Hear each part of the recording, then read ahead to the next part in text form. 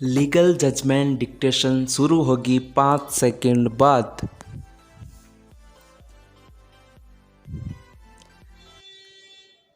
Start. इस case की सुनवाई न्यायमूर्ति अशोक कुमार वर्मा और न्यायमूर्ति ऑगस्टीन जॉर्ज मासिह की खंडपीठ ने यह भी कहा कि अपनी किशोरावस्था के दौरान एक बेटी मां एक महिला साथी की तलाश करती है जिसके साथ वह अपने कुछ मुद्दों को साझा करके उन पर आराम से चर्चा कर सके।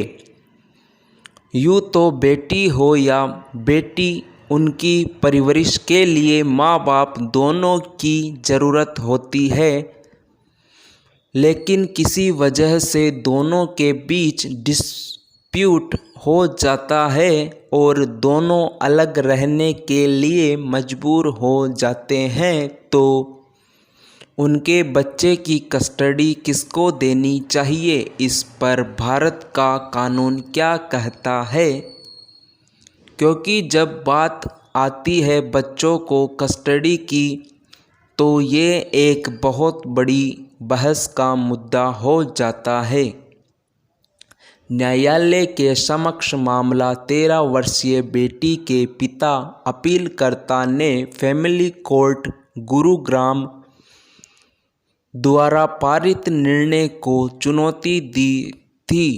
फैमिली कोर्ट ने उसकी पत्नी को पिता अपीलकर्ता से नाबालिग लड़की की कस्टडी लेने की अनुमति दे दी थी। फैमिली कोर्ट ने दोनों पक्षों को सुनने के बाद 30 मई 2017 को दिए गए फैमिली में मां की याचिका को स्वीकार कर लिया था और नाबालिग लड़की दीक्षिता की कस्टडी उसकी मां को सौंप दी थी। इसलिए अपीलकर्ता पिता ने फैमिली कोर्ट एक्ट 1984 की धारा 19(1) के तहत वर्तमान अपील दायर की थी।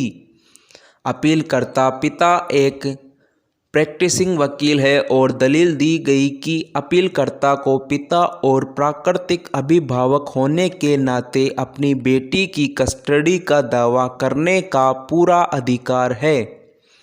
उन्होंने आगे कहा कि अगर नाबालिग बेटी को प्रतिवादी मां के साथ रहने की अनुमति दी गई तो इससे नाबालिग के कल्याण को अपूरणीय क्षति होगी।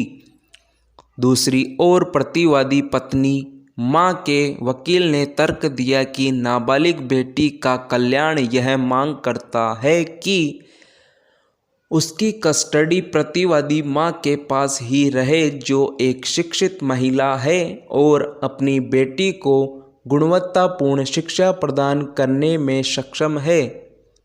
इतना ही नहीं, वह उसे एक बेहतर और सुरक्षित घर प्रदान करने में भी सक्षम है, जो उसकी बेटी के हित में है। अदालत ने कहा कि 5 साल से कम आयु के होते हैं, उन्हें मां की कस्टडी में ही रहना चाहिए, क्योंकि ये उम्र बच्चे की ऐसी उम्र है जिसमें मां के प्यार, स्नेह और दुलार की ज़रूरत होती है, जो एक मां ही दे सकती है।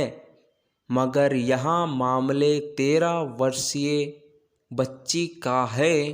कोर्ट ने कहा कि जब बच्चा 5 साल से ज़्यादा उम्र का हो तो सोचना पड़ेगा कि उसके लिए क्या सही है। कानून के तहत पिता को आमतौर पर परिवार के कामकाजी सदस्य और मुखिया होने के नाते बच्चों के कल्याण, जो 5 वर्ष या उससे अधिक उम्र के हैं, की देखभाल करने के लिए ज़्यादा अनुकूल माना जाता है। हालांकि अदालत ने कहा, प्रत्येक मामले में कोर्ट को कस्टडी के सवाल का निर्धारण करने में मुख्य रूप से बच्चे के कल्याण को देखना होगा।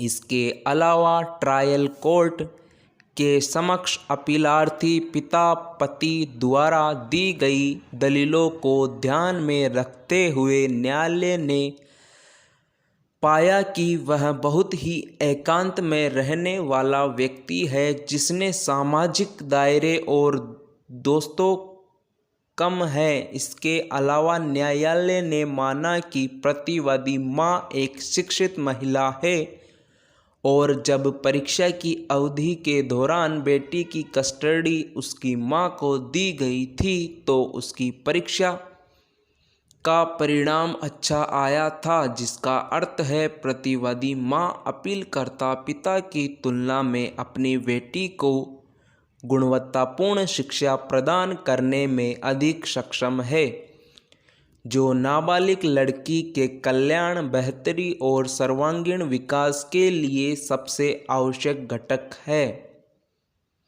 कि बच्चे के बेहतरी और सर्वांगीण विकास के लिए सबसे आवश्यक घटक है कि बच्चे के व्यक्तित्व के विकास में मां की भूमिका पर कभी संदेह नहीं किया जा सकता है और मां अपने बच्चे को रोकिंग, पोषण और निर्देश देकर पालते हुए उसको दुनिया में आकार देती है। विशेष रूप से एक मां का एक साथ किशोर बढ़ती उम्र में अधिक मूल्यवान है, एक सच्ची हार्दिक शक्ति है, विशेष रूप से 13 साल की उम्र की बढ़ती लड़की के लिए, जो कि जीवन का एक महत्वपूर्ण चरण है जिसमें जैविक रूप से सोचने में प्रमुख बदलाव आता है और मां अपनी सहायता से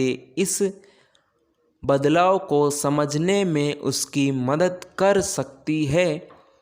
इसलिए महत्वपूर्ण किशोर अवस्था में उसकी वृद्धि के लिए उसका मां के साथ रहना आवश्यक है। अंत में यह निष्कर्ष निकाले कि दीक्षिता का सर्वांगीण कल्याण और विकास उसकी मां के साथ है। न्यायालय को फैमिली कोर्ट के निर्णय में किसी भी प्रकार की अवैधता, अयोग्यता, विकृति और तर्कहीनता नहीं मिली। हालांकि अदालत ने अपीलकर्ता पिता को अपनी बेटी से मिलने के लिए मुलाकात के अधिकार प्रदान किए हैं। न्यायालय ने निर्देश दिया है कि वह महीने में 2 बार अपनी बेटी दीक्षिता से मिल सकता है।